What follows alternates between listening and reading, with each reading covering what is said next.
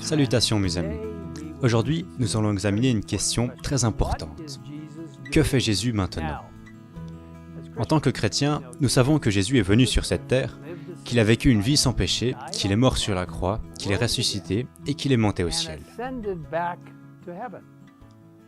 Avant de partir, il a assuré à ses disciples qu'il reviendrait, leur disant dans Jean chapitre 14, un chapitre merveilleux, versets 2 et 3.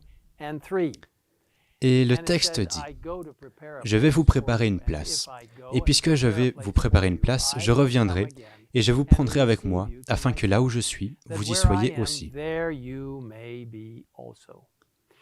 Vous voyez, cette promesse a été réitérée par les anges aux disciples, alors qu'ils regardaient le Christ monter dans les nuages. «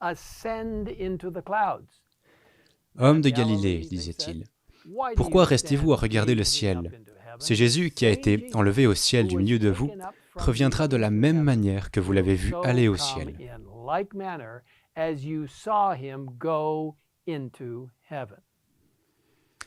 Nous avons donc l'assurance que Jésus reviendra. Mais pourrait-on se demander, que fait-il entre-temps? Pour revenir au texte de Jean 14, Jésus a dit qu'il allait nous préparer une place. Cette préparation pourrait-elle signifier davantage que la construction de demeures pour nous dans le ciel? Peut-être qu'il y a plus à préparer. Lorsqu'il s'agit de décisions importantes, Dieu a toujours enquêté avant d'agir, démontrant ainsi sa volonté de pardonner et donnant à chacun d'entre nous la possibilité de faire partie de son plan de salut. Dans le jardin d'Éden, il y allait chercher Adam et Ève, leur posant des questions et leur donnant la possibilité d'y répondre. Avant de confondre les langues à la tour de Babel, il nous a dit que l'Éternel descendit pour voir la ville et la tour que les hommes construisaient. Avant de délivrer le peuple d'Israël de l'esclavage, Dieu dit à Moïse, « J'ai vu la souffrance de mon peuple qui est en Égypte, et j'ai entendu les cris qu'ils poussent devant ses oppresseurs. Oui, je connais ces douleurs. Je suis descendu pour les délivrer de la domination des Égyptiens. » Et avant de détruire Sodome et Gomorrhe, le Seigneur lui-même a décidé d'enquêter, comme le rapporte Genèse 18, versets 20 et 21, qui dit « Le cri contre Sodome et Gomorrhe a augmenté, et leur péché est énorme. C'est pourquoi je vais descendre et je verrai s'ils ont agi entièrement d'après le bruit venu jusqu'à moi. Si ce n'est pas le cas, je le saurai. »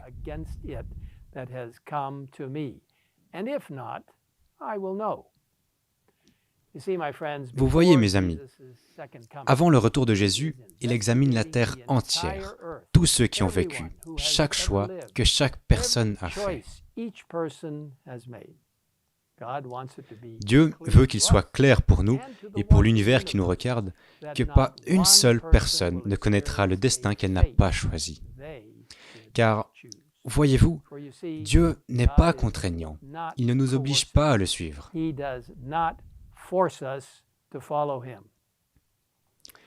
Mais comment Dieu saurait-il qui emmener au ciel et qui laisser derrière lui?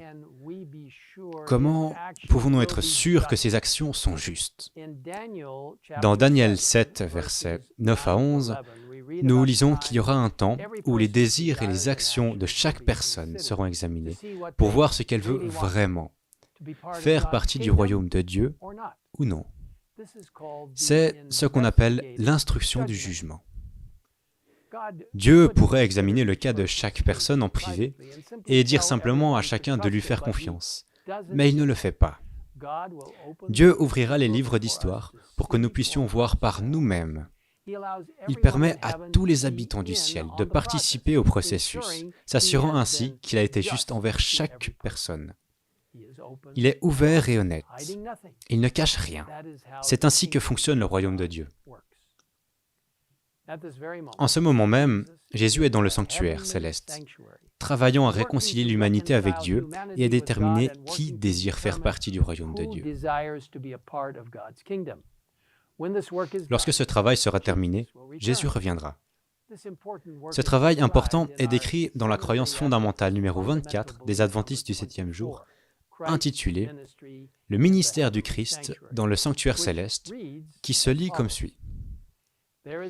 Il y a dans le ciel un sanctuaire, le véritable tabernacle dressé par le Seigneur et non par des êtres humains. Dans ce sanctuaire, le Christ accomplit un ministère en notre faveur, mettant ainsi à la disposition des croyants les bienfaits découlant de son sacrifice rédempteur, offert une fois pour toutes sur la croix. Lors de son ascension, il fut intronisé comme le souverain sacrificateur et commença son ministère d'intercession, l'antitype de l'œuvre accomplie par le souverain sacrificateur dans le lieu saint du sanctuaire terrestre. En 1844, au terme de la période prophétique des 2300 jours ou années, il entra dans la seconde et dernière phase de son ministère de réconciliation, l'antitype de l'œuvre accomplie par le souverain sacrificateur dans le lieu très saint du sanctuaire terrestre. Celle-ci constitue une instruction du jugement qui prépare l'élimination définitive du péché. Cette œuvre est symbolisée par la purification de l'ancien sanctuaire hébreu le jour des expiations. Au cours de cette cérémonie symbolique, le sanctuaire était purifié avec le sang d'animaux sacrifiés, tandis que les réalités célestes sont purifiées par le sacrifice parfait du sang de Jésus. L'instruction du jugement révèle aux intelligences célestes quels sont parmi les morts ceux qui dorment en Christ et qui, par conséquent, sont jugés dignes en lui de participer à la première résurrection. Cette instruction du jugement fait aussi apparaître ceux qui, parmi les vivants, demeurent en Christ, gardant les commandements de Dieu et la foi en Jésus, prêts, par là même et en lui, à être introduits dans son royaume éternel. Ce jugement réhabilite la justice de Dieu et sauvant ceux qui croient en Jésus. Il proclame que ceux qui sont restés fidèles recevront le royaume. L'achèvement de ce ministère du Christ marquera l'expiration du temps de grâce pour l'humanité avant sa seconde venue. Chers amis, cette croyance biblique nous donne l'occasion de plonger profondément dans la parole de Dieu pour comprendre l'œuvre très importante que Christ accomplit en ce moment même en notre nom.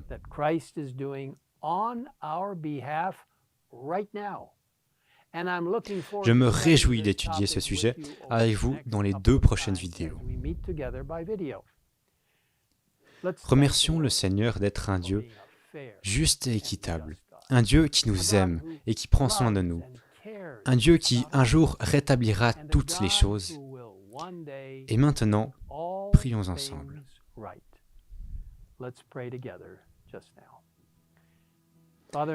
Père céleste, merci d'avoir institué le grand plan du salut.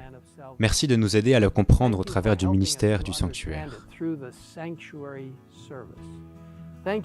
Merci pour ce que Jésus a fait en tant que Fils parfait de Dieu, l'agneau parfait qui a été immolé, celui qui est ressuscité et est monté au ciel, celui qui intercède maintenant pour nous en tant que grand prêtre. Les Écritures nous disent que parce que Jésus a traversé tant d'épreuves pour nous et qu'il comprend tout, nous pouvons nous présenter avec courage au trône de grâce.